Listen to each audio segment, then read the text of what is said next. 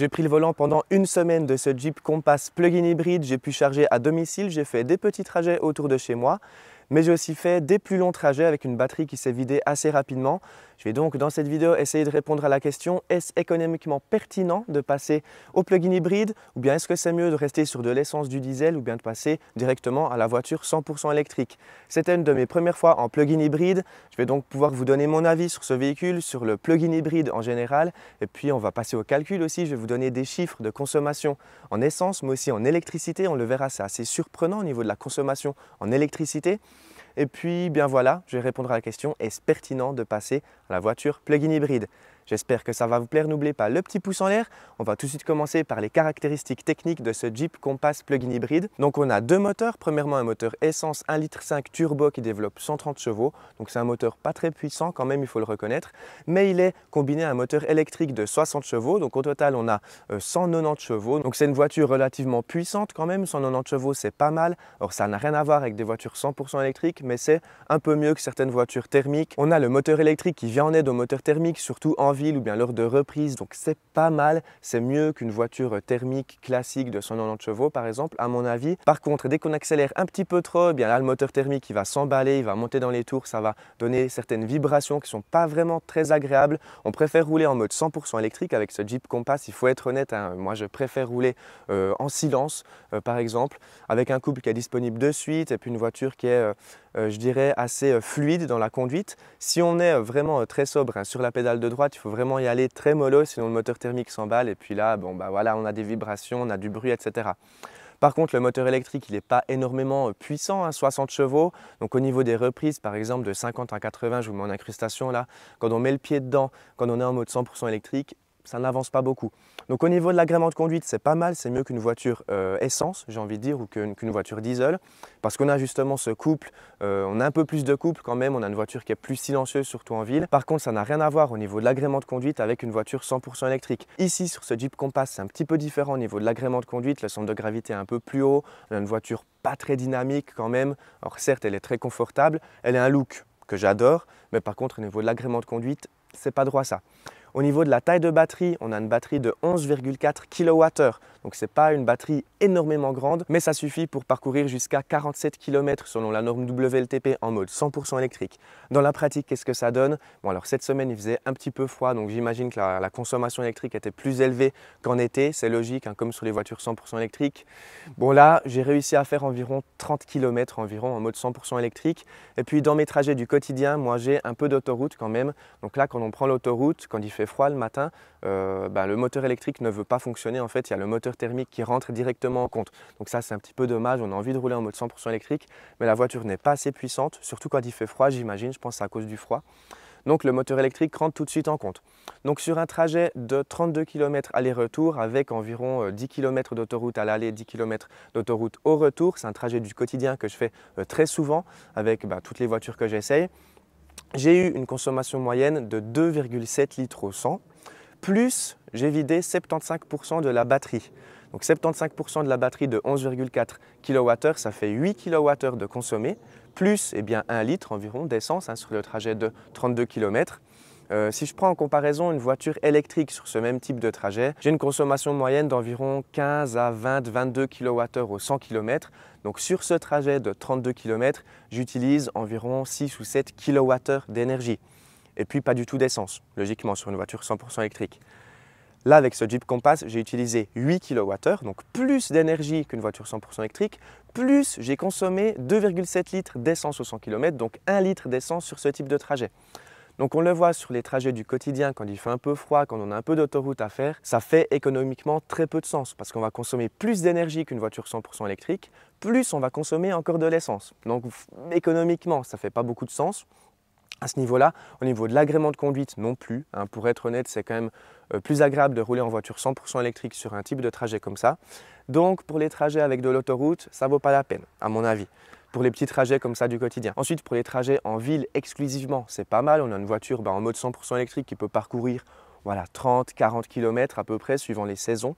On a une voiture qui est dynamique, assez dynamique quand même, silencieuse, donc ça c'est agréable en ville. Et puis là, on a une consommation moyenne électrique qui est plus élevé aussi qu'une voiture 100% électrique. J'ai calculé, ça fait environ une moyenne de consommation, environ 25 kWh au 100 km, voire même un peu plus, voire même 30. Une voiture électrique, en comparaison, elle va consommer en ville 15-20 kWh grand maximum. Donc on le voit au niveau de la consommation électrique de ce petit moteur sur une voiture qui est assez haute, assez lourde quand même, eh bien elle est dépassée, hein, elle est beaucoup plus élevée que sur une voiture 100% électrique. Donc là encore, même si on roule totalement, tout le temps en 100% électrique, si on fait exclusivement de la ville qu'on peut charger à domicile, hein, ce Jeep Compass, eh bien on aura une consommation électrique qui sera en moyenne entre 20 et 30-40% plus élevée que ce qu'on pourrait consommer sur une voiture 100% électrique. Donc là encore, ça ne fait pas beaucoup de sens économiquement par rapport à une voiture 100% électrique parce que au prix du kilowattheure, hein, si on consomme 5 kWh de plus au 100 km fois 30 centimes du kilowattheure, ça fait quand même 1,50 franc de plus au 100 km. C'est quand même pas négligeable, il faut le reconnaître. Surtout que le prix d'achat de ce Jeep Compass, il se rapproche fortement d'une voiture 100% électrique. On est à environ 56 000 francs sur ce modèle, avec beaucoup d'équipements. On a une voiture bien équipée. Un SUV électrique, si je prends un Tesla Model Y long range, il est au même tarif, 56 000 francs. Si je prends d'autres SUV électriques, on a qui sont un tout petit peu moins chers, des SUV propulsion par exemple, il serait un petit peu moins cher.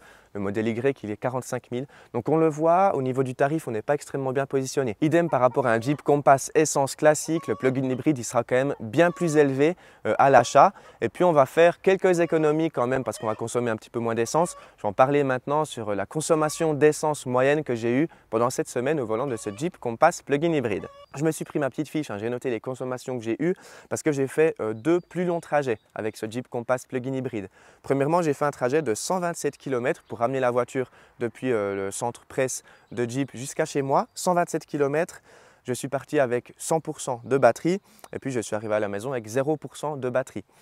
J'ai eu une consommation moyenne de 4,7 litres au 100 sur ce trajet, plus du coup environ 8 kWh au 100 km, vu que j'ai vidé sur les 127 km la batterie de 11,4 kWh. Donc ça donne 8 kWh au 100 km plus 4,7 litres au 100. Donc si on prend le tarif au kWh à la maison d'environ 25 centimes, ça fait environ 2 francs, 2 euros d'électricité plus 4,7 litres d'essence, ce qui donne un équivalent d'environ 6 litres au 100 km, l'équivalent économique, hein, je parle, environ 6 litres au 100. Donc si je fais les calculs, ça fait environ 10 francs suisses, 11 francs suisses des 100 km sur ce type de trajet, 127 km avec une batterie pleine au départ. Ça reste raisonnable pour ce type de véhicule, c'est quand même un SUV assez lourd, assez haut. Donc ça reste raisonnable par rapport à sa version thermique. J'imagine que sa version 100% thermique va consommer un peu plus. Donc sur un trajet de 127 km, ça va encore, ça reste beaucoup plus cher qu'une voiture électrique, mais ça reste raisonnable par rapport à son équivalent thermique, j'ai envie de dire. Ensuite, j'ai aussi fait un trajet sur autoroute avec la batterie vide, malheureusement. Et oui, moi j'habite dans le canton du Jura, je fais mes études à Saint-Gall, j'ai une borne de recharge chez moi dans le Jura, mais je n'ai pas de borne de recharge à Saint-Gall. Donc pour faire le trajet depuis chez moi jusqu'à Saint-Gall, j'ai fait de l'autoroute entre Zurich et Saint-Gall avec la batterie vide, malheureusement. Là, j'avais une consommation moyenne en essence d'environ 7 à 8 litres au 100 km. Donc là, on se rapproche vraiment de la consommation de la version classique, voire même un peu plus élevée. Je ne sais pas, il faudrait faire des comparaisons avec la version thermique classique de ce Jeep Compass. Bon, la batterie vide, pas de miracle, on va consommer beaucoup d'essence. Ça fait quand même cher, hein, 8 litres au 100 fois 1,80 franc, 1,90 franc du litre. Ça fait quand même vachement cher au tarif au 100 km par rapport à une voiture électrique. Si je prends une voiture électrique classique, on va consommer 20 kWh au 100 fois 25 centimes, ça fait environ 5 francs des 100 km. Donc là, on sera bien moins cher en voiture 100% électrique qu'en voiture plug-in hybride ou qu'en voiture diesel ou essence. Alors l'avantage majeur d'une voiture plug-in hybride, c'est que pour les trajets du quotidien, on l'a vu, on peut rouler en mode 100% électrique, quoique le moteur thermique il va souvent rentrer en jeu. Par contre, pour les longs trajets, le plein il se fait en 5 minutes et puis on a une bonne autonomie. Alors oui, on a une bonne autonomie, mais ce n'est pas exceptionnel. Moi, je m'attendais à mieux quand même. Alors sur cette semaine, j'ai fait 450 km avec cette voiture. Là, je vais la rendre aujourd'hui, j'ai encore 80 km à faire environ. Mais bon, j'ai fait 450 km avec cette voiture. J'ai chargé 2 fois à domicile, donc 2 fois la batterie jusqu'à 100%. Et puis, je suis arrivé à Saint-Gall. Ici, il me restait 70 km d'autonomie en mode thermique. Donc, on arrive à peine faire 500 km avec 2 recharges électriques. Donc avec un plein complet, si on ne recharge pas la voiture, hein, si on part en road trip par exemple, si on fait 1000 km en un jour, on aura environ 450 km d'autonomie en thermique. Ce qui n'est pas énorme en soi hein, pour un trajet autoroutier. Si je compare ça à une voiture électrique du même segment, un Tesla Model Y long range, ben, on a sur autoroute 300 vrais kilomètres d'autonomie contre 450. Donc la différence, elle n'est pas énorme. La différence, elle se fera au niveau de la recharge. Ici, on recharge entre guillemets en 5 minutes, alors que sur un Tesla Model Y, ça sera plutôt 25 minutes, 30 minutes. Donc voilà, en conclusion de cette vidéo, moi je ne suis pas vraiment convaincu par la propulsion plug-in hybride. Alors c'est mieux qu'une voiture 100% essence, ça on est d'accord, parce que l'agrément de conduite est meilleur, parce que ça sera meilleur marché de rouler quand même en plug-in hybride, donc en 100% électrique, si on peut charger à domicile par rapport à une voiture essence traditionnelle. Sur long trajet, ça sera peut-être un tout petit peu plus confortable au niveau de la recharge. Voilà, c'est 5 minutes, on ne se pose pas de questions. Par contre, ça sera beaucoup plus cher. Et puis, bon, surtout, l'agrément de conduite, il n'est pas ouf. Sur autoroute, quand on a le moteur qui vibre, etc., c'est quand même beaucoup plus agréable de rouler en voiture 100% électrique. Surtout que pour avoir une voiture plug-in hybride, il faut absolument une solution de recharge à domicile ou sur son lieu de travail. Sinon, ça ne vaut pas la peine, clairement. Ça ne vaut pas la peine d'avoir une voiture plug-in hybride si on ne la recharge pas. Donc, il faut absolument une solution de recharge à la maison. Et puis, si on a une solution de recharge à la maison, pourquoi ne pas passer directement sur une voiture électrique? Pour les trajets du quotidien, ça sera mieux vu qu'on n'aura pas le moteur thermique qui va de temps en temps s'allumer. On aura beaucoup plus de couple, beaucoup plus de puissance, ça sera beaucoup plus agréable au quotidien de rouler en voiture 100% électrique. Et puis pour les plus longs trajets, pour les départs en vacances par exemple, est-ce que c'est dérangeant de faire 30 minutes de pause toutes les 2 heures, 2 heures et demie, 3 heures suivant les voitures? Moi, ça ne me dérange pas. À vous de juger si ça vous dérange sur un long trajet. De toute façon, c'est recommandé de faire des pauses toutes les 2 heures. Donc, bon, voilà, moi je ne suis pas vraiment convaincu par ce système plug-in hybride. Donc voilà, si vous hésitez entre une voiture essence ou plug-in hybride, prenez quand même le plug-in hybride, c'est quand même plus agréable à rouler, ça fera un petit peu plus de sens économiquement.